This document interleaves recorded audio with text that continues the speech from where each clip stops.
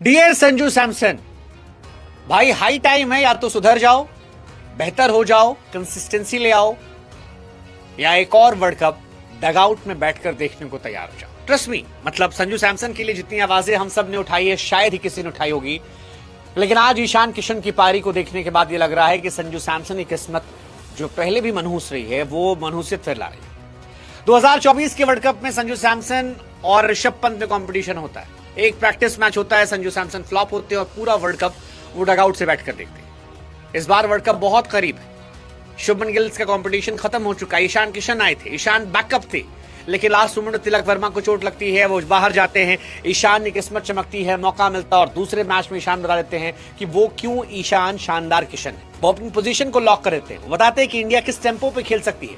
32 गेंद 76 रन एक स्टेटमेंट था कि ईशान किशन गेंदबाजों के साथ खिलवाड़ कर सकते हैं। वो जो अभिषेक शर्मा को देखकर हमें फैसिनेट करता है वो ईशान किशन भी करते हैं। वो पॉकेट डायनमो जो ने कहा था वो एक्चुअली उसे मीन करते हैं। और यही सवाल उठता है कि क्या ये संजू सैमसन के लिए अलार्मिंग है, क्योंकि अगर आप स्कोर कार्ड देखेंगे, संजू सैमसन आखिरी के 13 टी20 इनिंग में सिर्फ 18 का एवरेज रखते हैं, 126 का स्ट्राइक रेट है और 13 में से 8 इनिंग उन्होंने ओपनर के तौर पर भी खेली।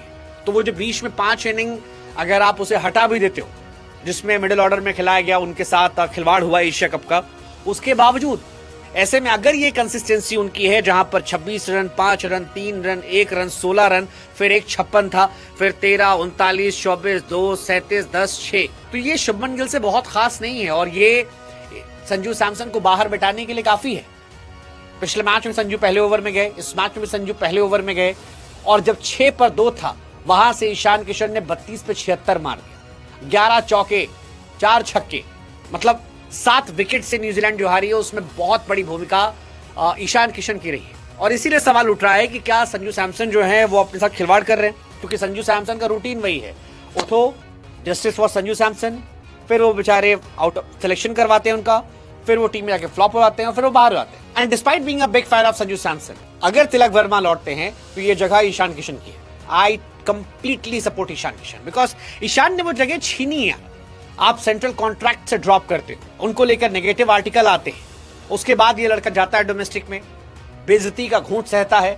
सैयद मुश्ताक अली में 517 रन, 51 का एवरेज, 197 का स्ट्राइक रेट, कैप्टन के तौर पर जीत कर आता है। विजय हजारे के में 33 बॉल पे शतक मार कर आता है, T20 वर्ल्ड कप में सेलेक्ट होता है, फिर 2 साल बाद वापसी होती है इंडिया के स्क्वाड में और आते ही दूसरे मैच में 32 गेंद 76। और वो अगर थोड़ा सा सूर्या बाबू 6-7 गेंद एक्स्ट्रा ना खेलते तो मोमेंटम शिफ्ट ना होता, थोड़ा इजी ना होता, तो शायद ये शतक भी हो सकता था। बट कमाल की पारी थी यार, कमाल की पारी थी, डराने वाली पारी थी, डोमिनेट करने वाली पारी थी, मैसेज देने वाली पारी थी, एक ऐसी पारी जिसने इंडिया का टेम्पो सेट कर दिया, एक ऐसी पारी जिसने डगआउट कॉन्फिडेंस दिया कि भाई साहब 6 पर 2 हो तो भी आप ये खेल के जीत सकते हो। एक ऐसी पारी जिसने सूर्य कुमार यादव को समय दिया, सूर्या बाबू 12 बॉल 15 बना खेले थे और आखिरी में देखिए 200 प्लस का स्ट्राइक रेट रहा। That was the madness of Ishan Kishan. अगर आप इस सीरीज की बात करोगे न्यूजीलैंड के सामने T20 हिस्ट्री में, तो फास्टेस्ट T20 अर्धशतक जो है वो ईशान किशन के पास 21 गेंदों पर। अभिषेक शर्मा का रिकॉर्ड तोड़ा 22 बॉलों पर था। और इसीलिए मैं कह रहा हूं कि आप इमेजिन करो 2 एंड से, अभिषेक शर्मा, ईशान किशन, अगर तिलक वर्मा फिट होकर लौट आते हैं, मुझे लगता है पता नहीं क्यों कि संजू सैमसन को एक मौका और मिलेगा तीसरे मैच में।